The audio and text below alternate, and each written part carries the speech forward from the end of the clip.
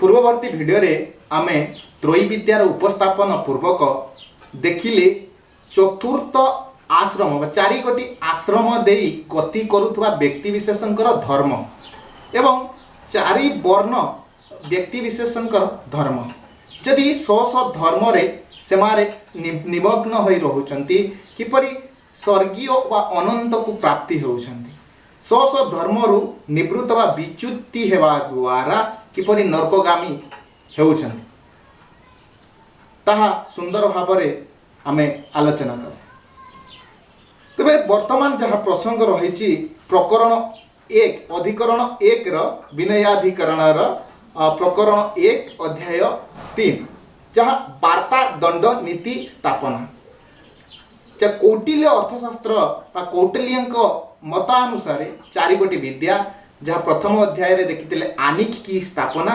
द्वितीय रे त्रयी स्थापना एवं यह हूँ तृतीय अध्याय जहाँ त्रयी एवं क्षमता वार्ता एवं दंडनीति विद्यार उपस्थापन तेरे वार्ता विद्या कौन ए संपर्क में कौटिल्य उपस्थापन करती कृषि पशुपाल्य वाणिज्य च वार्ता वार्ता कौन ना कृषि कृषि आदि कर्म करिवा पशुपालन क्षीर उत्पादन पाई गो आदि पालिबा मत्स्य चाष करिबा वाणिज्य वाणिज्य नाम व्यापार वाणिज्य आदि कार्य संपादन करिबा ताहा ही वार्ता विद्या अंतर्गत कौन कृषि आदि कार्य संपादन करिबा कृषि आदि गो मत्स्य चाष आदि संपादन करिबा वाणिज्य वाणिज्य व्यवसाय आदि करिबा धान्य पशु हिरण्य कुप्य विष्ट प्रदानात् उपकारिकी धान्य पशु हिरण्य कुप्य विष्ट प्रदानात् उपकारिकी तेबे यही जो धान्य बा कृषि कर्म आदि बा पशुपालन आदि बा हिरण्य सुवर्ण सुवर्ण आदि व्यापार वाणिज्य करने हेतु कौन ना राजस्व मिलता है राष्ट्र को राजस्व मिले एवं सही राजस्व ही राष्ट्रर हित कल्याण उद्देश्य रे राजा व मंत्री माने वर्तमान मंत्री माने ताहाकु विनियोग करंती तेबे कोन कहउचंदी ना धान्य पशु ही हिरण्य कुपी विष्ट प्रदानात् उपकारिकी एही प्रकार भावरे राष्ट्रर कल्याण हित उद्देश्य रे वार्ता सहयोग करिथाय वार्ता विद्या सहयोग करिथाय तोया स्वपक्षम परपक्षम च वशीकरति कस दंडाभ्याम दंड एवं कस द्वारा राज्यर शक्ति बा राजांकर शक्ति हेउची कस आम राज्यर राजस्व ही आमर शक्ति सेपरी दंड जहाँ सैन्य सामंत आदि राष्ट्र हित कल्याण उद्देश्य रे दुई गोटी प्रमुख सहायक हुअंती से होउची राजस्व बा वित्त एवं राष्ट्रर सैन्य बल अर्थशक्ति सैन्य शक्ति बा जो सैन्य सामंत शक्ति गोटिए राष्ट्र को कल्याण प्रगति सुरक्षित भाव रे गढ़ी तोलिबा पाई सहायक हुअंती तबे कोन कहउचंती तया सपक्षम परपक्षम च वशीकरति कसा दंडाभ्याम कोश एवं दंड दंड आदि द्वारा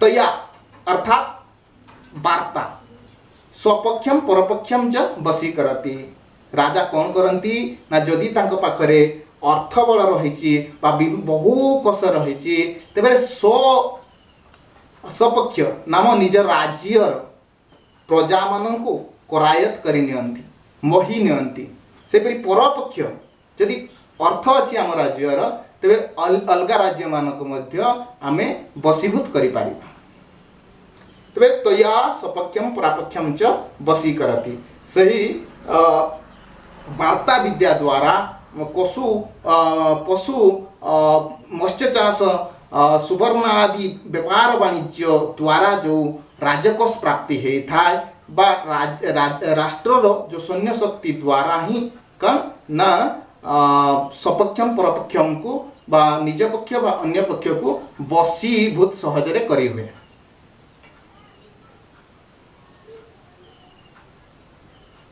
सेपरी परवर्ती पर्याय कहउचंती ना आनिखिकी त्रयी वार्ता नाम जोगक्षेम साधन दंड।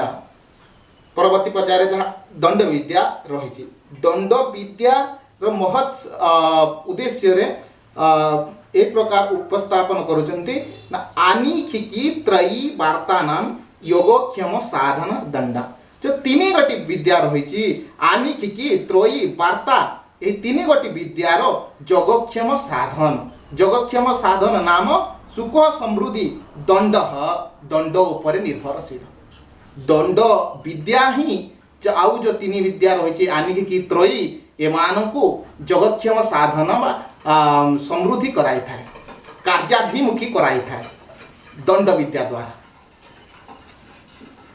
तस्य नीति दंड नीति तस्य नीति दंड नीति जो नीति द्वारा दंड विद्या अन्य त्रिविद्यार लोकाभिमुखी कराई थाए लोक श्रेयस्कर कराई थाए सही नीति ही दंड नीति बोली कौटिल्य उपस्थापन कर। सेहीपरि दंड नीति विद्यार महत् उद्देश्य रे महत्व को प्रतिपादन करी कहउचंती जे अलब्ध लाभार्थ लब्ध परिरक्षणी रक्षित विवर्धनी वृद्धस्य तीर्थेषु प्रतिपादिनी। तेबे जहाँ दंड विद्या द्वारा कौन हुए ना अलुब्ध लाभार्थ जहाँ दुष्प्राप्य अच्छी ताकू प्राप्ति कराई था जहाँ दुर्गोचर अच्छी ताकू गोचर करे था। जो वस्तु आमे साधारणतः पाई पारु ना दुष्प्राप्य था ताकू प्राप्ति करिवारे सहज उपाय रे दंड विद्या हमको सहायक करे था। संक्षेप कहवा गले जो वस्तु दुष्प्राप्य अच्छी ताकू पाइबारे सहायक करे किए दंड नीति। लुब्ध परिरक्षणी जो वस्तुटी बा जो जिनिसटी हमको प्राप्ति हैला तार रक्षणी ताकू सुरक्षित भाव रखे दंड विद्या। पुनः कहउचंती रक्षित विवर्धनी खाली तो रखिदेले हब नाही ताकू सुरक्षित भाव रखा है रक्षित विवर्धनी ताहार वृद्धि करि थाए जहाँ आम रखी था ताकू वृद्धि करि थाए किए सही दंड। वृद्धस्य तीर्थेषु प्रतिपादनी जो वृद्धि हेइथिबा वस्तु को सी सदुपभाव सद उपयोग करि थाए सुविनियोग करि थाए। तेबे दंड विद्या द्वारा कौन ना दुष्प्राप्य प्राप्य होता है एवं प्राप्यर रक्षण होता है एवं रक्षित वस्तुर वृद्धि होता है। जो वस्तुर वृद्धि होता है सही वस्तु बा सही अर्थ राष्ट्र कल्याण हित उद्देश्य रे विनियोग होता है बोली दंड विद्यार महत्व संपर्क रे कौटिल्य उपस्थापन कर।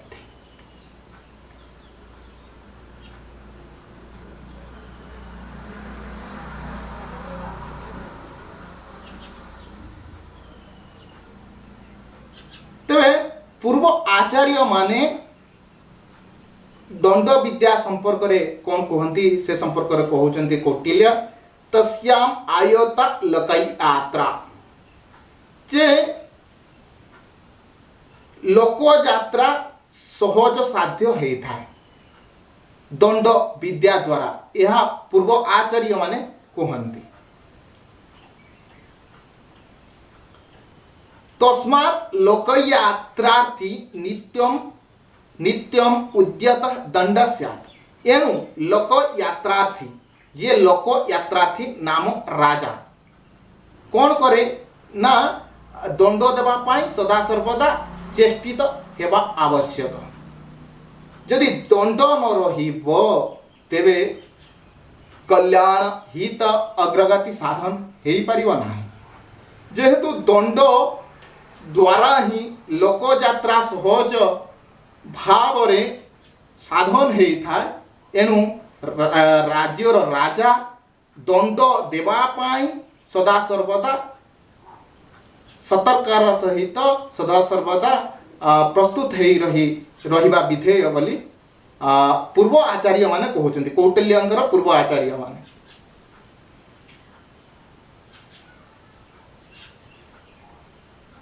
न हि ह्यवं विधम वत्स उपनयनम अस्ति भूतानां यथा दंड इत्याचार्या।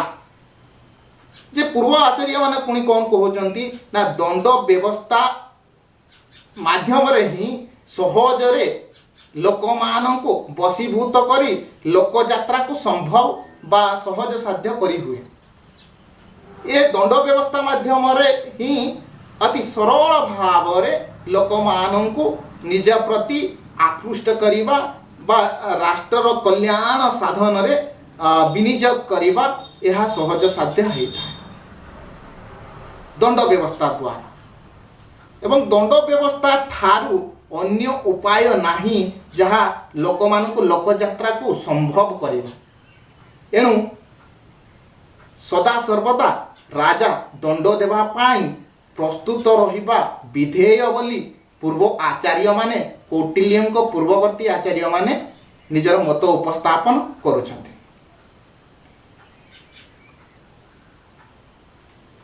न इति कौटिल्य किंतु कौटिल्य ताहा कहू नाहंती न इति कौटिल्य। तेबे कौटिल्य कौन कहउचंती ताहा देखिबा। तीक्ष्ण दंड ही भूतानां उज्जनीयः मृदु दंड परिभूयते। तेबे कौन कहउचंती ना तीक्ष्ण दंड ही भूतानां उज्जनीयः। तेबे तीक्ष्ण दंड देवा द्वारा कौन हुए ना लोक माने उद्विग्न हो जाते। तीक्ष्ण दंड देवा द्वारा आम कठोर दंड देवा द्वारा लोक माने राजा प्रति उद्विग्न हो जाती विरक्त मनोभाव पोषण करती। पुनः कौन कहउचंती ना मृदु दंड परिभूयते। यदि मृदु दंड सहज दंड दिया जीवो तेबे परिभूयते नाम राजा को केही मानिबे नाही। यदि तीक्ष्ण दंड देवे दियंती राजा तेबे साधारण लोक उद्विग्न हो जिवे क्रोधान्वित हो जिवे। यदि से कोमल दंड बा मृदु दंड दियंती तेबे लोक माने राजा को खातिर करिवे नाही। यथार दंड ही पूज्य यथार दंड ही पूज्य। एणु राजा कौन करिवे ना दोष अनुगुण दंड देवे। जदि जने साधारण भाव रे चोरी करिछि ताकू मृत्युदंड देवा अनुचित।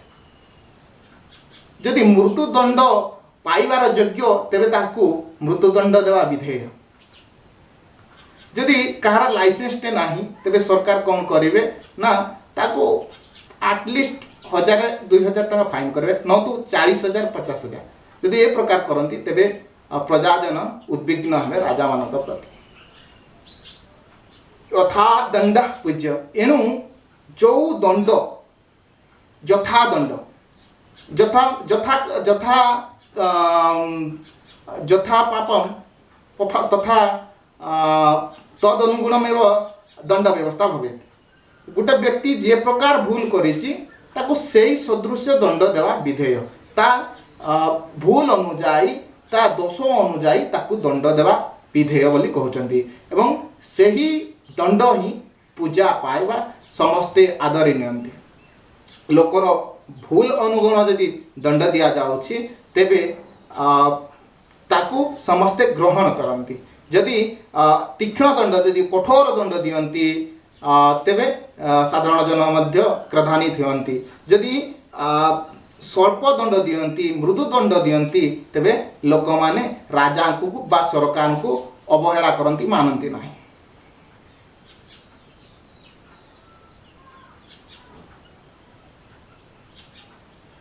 सुविज्ञात प्रणीत ही दंड प्रजा धर्मार्थ काम ऊर्जयति। सुविज्ञात विज्ञात प्रणीत ही दंड प्रजा धर्मार्थ काम जयति। तेरे सुविज्ञ विचार पूर्वक तर्जमा पूर्वक विचार पूर्वक प्रणीत दिया जाउथबा दंड प्रजा प्रजा माननको धर्मार्थ काम धर्म अर्थ काम मोक्ष प्रति अभिडिशत कराइले।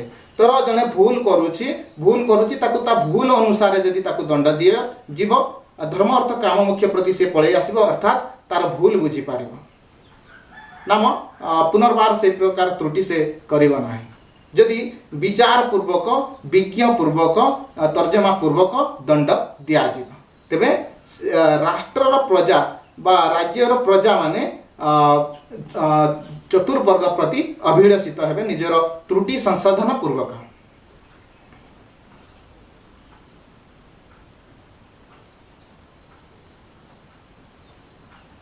एवं राजा यदि व्यभिचारित भाव रे क्रोधशील हई दंड दियंती ताले की प्रकार कुपरिणति हेबो से संपर्क रे कौटिल्य उपस्थापन करूछन्ति।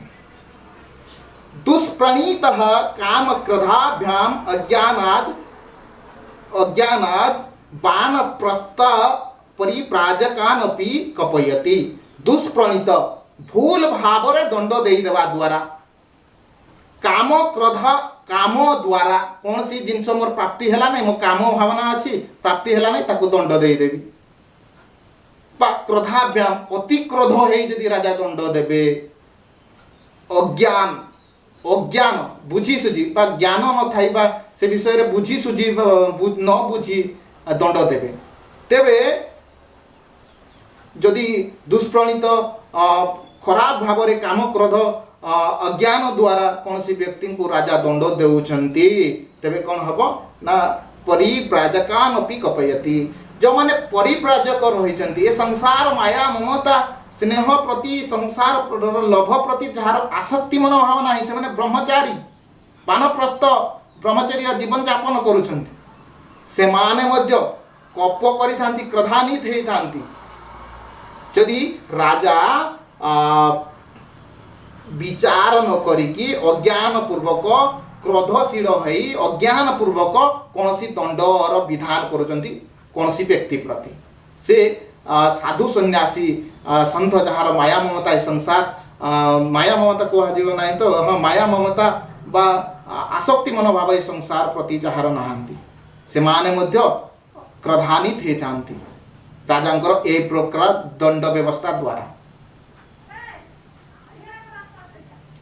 किमं गम पुनर्गृहस्थान अरे जो क्षेत्र रे साधु संत मानकर इंद्रिय विचलित हो जाउची राजांकर ये प्रकार क्रोधान्वित कप माया अज्ञान द्वारा दंड देवा द्वारा गृहस्थर वा सही परिप्रेक्षी रे की प्रकार मनोभाव हब राजांक प्रति अर्थात से गृहस्थ रागी जीवा स्वाभाविक गृहस्थ प्रजा क्रोधान्वित हेबा स्वाभाविक।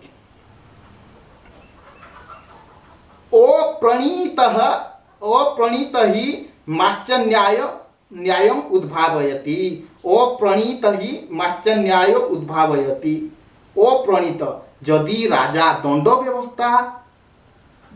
व्यवस्था रखिबे नाही प्रणयन करिवे नाही अप्लाई करिवे नाही माश्च न्यायम उद्भावयति तेरे सही राष्ट्र रे मत्स्य न्याय रो धारा चलिबो ना। मत्स्य न्याय कौन ना पुष्करणी व हृद समुद्र रे कौन हुए साधारणतः बड़ मत्स्य गुड़िक छोट छोट मत्स्य मान को भक्षण कर दियंती ये होची मत्स्य न्याय। जो राष्ट्र रे दंड व्यवस्था रहिबो नाही जो राज्य रे दंड व्यवस्था रहिबो नाही सेठी मत्स्य न्याय सबल दुर्बल उपरे आक्रमण करिवो से संपर्क रे कहउछन्ती। अप्रणीत ही मत्स्य न्यायम उद्भावयति।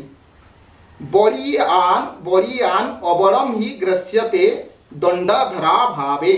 बलियान बलशील व्यक्ति माने ही अबल बा दुर्बल उपरे बा दुर्बल को ग्रास करंती बा तांको उपरे अत्याचार करंती दंडाधरा अभावे। दंड व्यवस्था अभाव हेले राज्य रे राष्ट्र रे सबल व्यक्ति माने दुर्बल व्यक्ति मान को आक्रमण करेंगे। मत्स्य न्याय मध्य सेठारे से धारा चलिबो। जेमिति ओडिया रे गोटे चलचित्र अच्छी जोर जार मलकतार, जहार शक्ति जेते तार अधिकार सेते। किंतु यदि उपयुक्त राजा अछंती, उपयुक्त दंड व्यवस्थार विधि विधान करछंती, तबे दंड व्यवस्था भୟରେ लोक माने भूल कर्म करबा पाई अपचेष्टा करिवे नाही।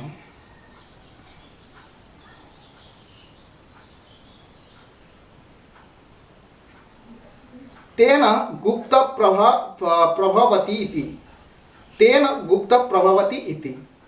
यदि राजांकर उपयुक्त दंड व्यवस्था रहिबो तेबे सबल हेउ बा दुर्बल हो, दुर्बल मध्य सबल सदृश राष्ट्र रे आनंद रे सुख समृद्धि रे वास करिवो। ए प्रकार दंड व्यवस्थार महत्व उपस्थापन पूर्वक कौटिल्य कहउछन्ति।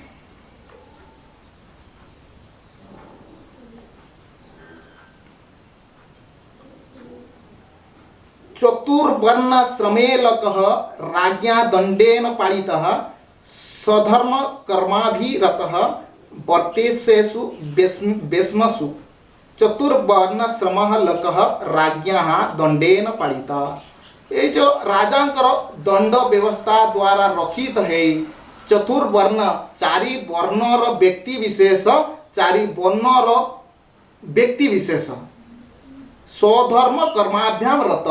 राजांकर दंड व्यवस्था द्वारा रखित है चारि वर्णर व्यक्ति विशेष, चारि आश्रम देई गति करुथवा व्यक्ति विशेष माने स्वधर्म कर्माभिरत। स्वधर्म निज निजर जो धर्म रहिछि एवं कर्म रहिछि अभिरतः, से माने निज निज कर्माभिमुखी हेबे, निज निजर धर्माभिमुखी हेबे। वर्तते शेष्णु बेस्मेषु, एवं निज निज गृह रे आनंद रे कालातिपात करिवे, आनंद रे वास करिवे। तेबे यहा ही थिला विनयाधिकरण रो विद्या समुदेश उदय विद्या विषयक विचार, जहाँ प्रथम अध्याय रे आनिकिकी विद्या एवं द्वितीय अध्याय रे त्रयी विद्यार उपस्थापन एवं तृतीय अध्याय रे वार्ता एवं दंड नीति संपर्क रे आमे आलोचना कले एवं यहाँ ही प्रकरण 1 रो परिसमाप्ति। द्वितीय प्रकरण जहाँ आसीबो चतुर्थ अध्याय वृद्ध संयोग, आमे परवर्ती पर्याय रे ताहा देखिबा। धन्यवाद। नमः।